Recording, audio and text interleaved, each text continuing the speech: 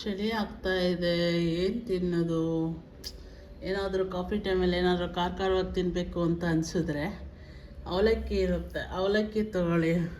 ಅವಲಕ್ಕಿ ಜೊತೆಗೆ ಅಚ್ಕಾರದ ಪುಡಿ, ಅರಿಶಿನ ಪುಡಿ, ಉಪ್ಪಿನ ಪುಡಿ ಇಟ್ಕೊಂಡು ಎಣ್ಣೆ ಇದ್ದರೆ ಸ್ಟವ್ ಮುಂದೆ ಹೋಗಿ ಈಗ ನಾನು ತೋರಿಸ್ತೀನಿ, ಆ ಥರ ರೆಡಿ ಮಾಡ್ಕೊಬಿಡಿ. ಚಟ್ಪಟ್ ಅಂತ ರೆಡಿ ಆಗಿಬಿಡುತ್ತೆ, ಶ್ರಮನೇ ಇರೋಲ್ಲ. ಈಗ ನಾನು ಸ್ಟವ್ ಮೇಲೆ ಒಂದು ಬಾಣಲೆ ಇಟ್ಟು ಎಣ್ಣೆ ಹಾಕಿದ್ದೀನಿ. ಅದಕ್ಕೆ ಎಣ್ಣೆ ಕಾದಿದ ಅಂತ ನೋಡೋಣ. ಈ ಥರ ಒಂದು 2 ಅವಲಕ್ಕಿ ಹಾಕಿ ನೋಡಿ. ಈಗ ಕಾದಿದೆ ಅವಲಕ್ಕಿ ಎಣ್ಣೆ. ಈಗ ಒಂದೊಂದೇ ಸ್ವಲ್ಪನೇ ಹಿಂಗೆ ಅವಲಕ್ಕಿ ಹಾಕ್ತಾ ಹೋಗಿ. ಹಿಂಗೆ ಬೇಗ ಅದನ್ನು ಎತ್ಬಿಡಿ, ಇಲ್ಲ ಅಂದರೆ ಸೀದೋಗ್ಬಿಡುತ್ತೆ.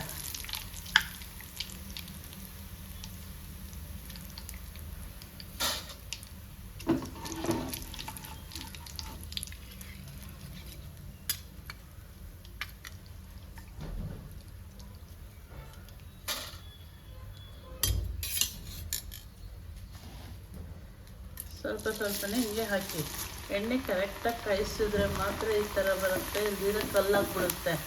ಎಣ್ಣೆ ಕರೆಕ್ಟಾಗಿ ಅದ್ವಾ ಕಾಯಿಸ್ಬೇಕು.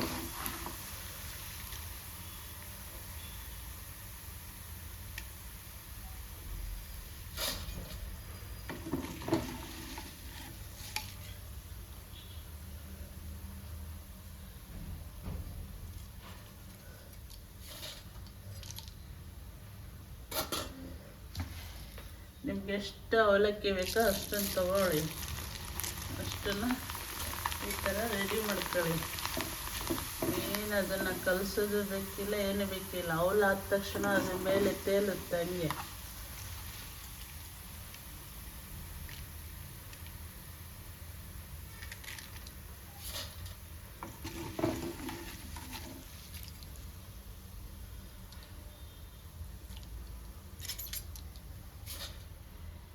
ಚಳಿಗೆ ಕಾಫಿ ಟೈಮ್ಗೆ ಜಟ್ಪಟ್ ಅಂತ ರೆಡಿ ಆಗುವಂಥ ರೆಮಿಡಿ ಇದು, ರೆಸಿಪಿ.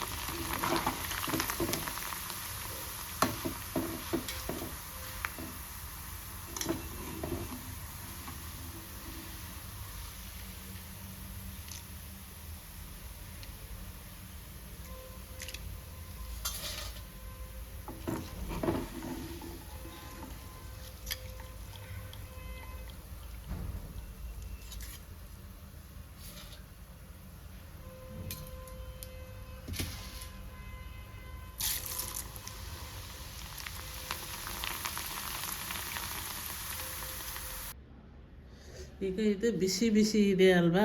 ಈ ಬಿಸಿ ಇರಬೇಕಾದ್ರೆ ಈ ಉಪ್ಪು, ಅಚ್ಕಾರದ ಪುಡಿ, ಅರಿಶಿನ ಎಲ್ಲ ಇರುತ್ತಲ್ಲ, ಅದನ್ನು ಮಿಕ್ಸ್ ಮಾಡಿಬಿಡಿ. ಖಾರ ನಿಮ್ಗೆ ಎಷ್ಟು ಬೇಕೋ ಅಷ್ಟು ಹಾಕ್ಕೊಳ್ಳಿ. ತುಂಬ ಖಾರ ಕೆಲವರು ತಿನ್ನಲ್ಲ, ಹಂಗಾಗಿ ನಿಮ್ಗೆ ಎಷ್ಟು ಬೇಕೋ ಅಷ್ಟನ್ನು ಮಿಕ್ಸ್ ಮಾಡ್ಕೊಳ್ಳಿ. ಉಪ್ಪು ಲಿಮಿಟಾಗಿರಲಿ. ಇವಾಗ ಇದನ್ನು ಬಿಸಿ ಇರಬೇಕಾದ್ರೆ ಇದ್ರ ಮೇಲೆ ಉದುರಿಸ್ಬಿಡಿ. ತುಂಬ ಚೆನ್ನಾಗಿರುತ್ತೆ. ಉದುರಿಸ್ಬಿಟ್ಟು ಇನ್ನೊಂದು ಪಾತ್ರೆಗೆ ಹಾಕ್ಕೊಂಡು ಮಿಕ್ಸ್ ಮಾಡಿಬಿಡಿ. ಚಳಿಗೆ ಬಿಸಿ ಇದು ಅವಲಕ್ಕಿ ಅವಲು ತುಂಬ ಚೆನ್ನಾಗಿರುತ್ತೆ. ಇದಕ್ಕೆ ಬೇಕು ಅಂದರೆ ಇದು ಬೆಳ್ಳುಳ್ಳಿನ ಗೆಜ್ಜಿಬಿಟ್ಟು ಕಡಲೆ ಬೀಜನ ಎಣ್ಣೆಯಲ್ಲಿ ಹಾಕಿ ಹುರಿದು ಹಾಕ್ಬೋದು. ಈಗ ನಾನು ಕಡಲೆ ಬೀಜನ ನಾನು ಹುರಿದಿರೋದಿದೆ ನನ್ನ ಹತ್ರ, ಅದನ್ನು ಹಾಕ್ತೀನಿ. ಇವಾಗ ಕರಿಬೇವು ಸೊಪ್ಪು ಎಲ್ಲ ಹಾಕ್ಬೋದು. ಏನು ಬೇಡ ಅಂದರೆ ಜಟ್ಪಟ್ ಅಂತ ಈ ಥರ ಮಾಡ್ಕೋಬೋದು. ತುಂಬ ಚೆನ್ನಾಗಿರುತ್ತೆ.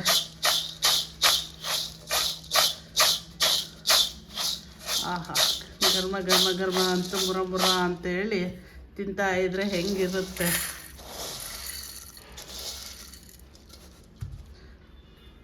ಅವಲಕ್ಕಿ ಇದು ಪುರಿ ಚೆನ್ನಾಗಿದೆ, ತುಂಬ ಚೆನ್ನಾಗಿದೆ. ಗರ್ಮ ಅಂತ. ಸೂಪರ್. ಮಕ್ಕಳು ಈ ಥರ ಚಳಿಗೆ ಈ ಥರ ಅವಲಕ್ಕಿಗೆ ಕೆಲವರೆಲ್ಲ ಶುಗರ್ ಹಾಕ್ತಾರೆ, ಕೆಲವ್ರಿಗೆ ಇಷ್ಟ ಆಗಲ್ಲ. ನಾನು ಶುಗರ್ ಹಾಕಿಲ್ಲ. ನಿಮಗೆ ಬೇಕಾದರೆ ಶುಗರ್ ಹಾಕ್ಕೊಳ್ಳಿ ನೀವು. ತುಂಬ ಚೆನ್ನಾಗಿರುತ್ತೆ, ಗರ್ಮ ಅಂತೇಳಿ. ಇದಕ್ಕೆ ಬೆಳ್ಳುಳ್ಳಿಗೆ ಹೆಜ್ಜಿಬಿಟ್ಟು ಒಗ್ಗರಣೆ ಹಾಕಿದ್ರೆ ಇನ್ನೂ ಚೆನ್ನಾಗಿರುತ್ತೆ. ಇಷ್ಟ ಇದ್ದವರು ಆ ಥರ ಮಾಡ್ಕೋಬೋದು.